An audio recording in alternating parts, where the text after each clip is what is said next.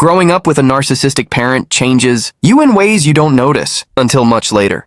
You learn to manage emotions that aren't yours. You become the peacekeeper. You grow up fast, sometimes too fast.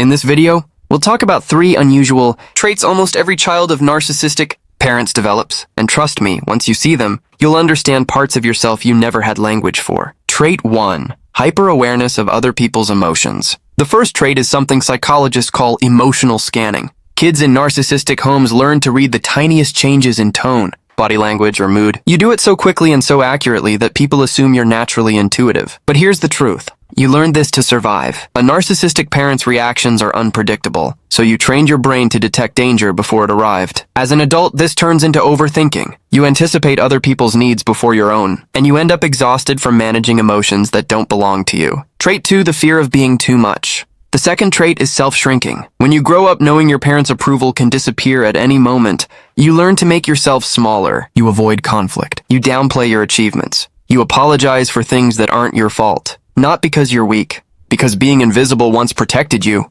The problem is, as an adult, this trait hides your real personality. People see your kindness but miss your depth, and you start believing that taking up space is somehow wrong. Trait 3, the need to prove yourself constantly. The third trait is a quiet one, but it runs deep. Children of narcissistic parents grow up feeling like love must be earned. So you work twice as hard. You push yourself until you break. You depend on achievement to feel worthy. The world sees a high performer, but you know the truth. You're driven by the fear that slowing down makes you easy to ignore. Healing begins the moment you realize this. Your worth was never supposed to be conditional. If you recognized yourself in these traits, remember something important. None of this is your fault. These patterns were your survival tools. They kept you safe when you didn't have power, but now you do.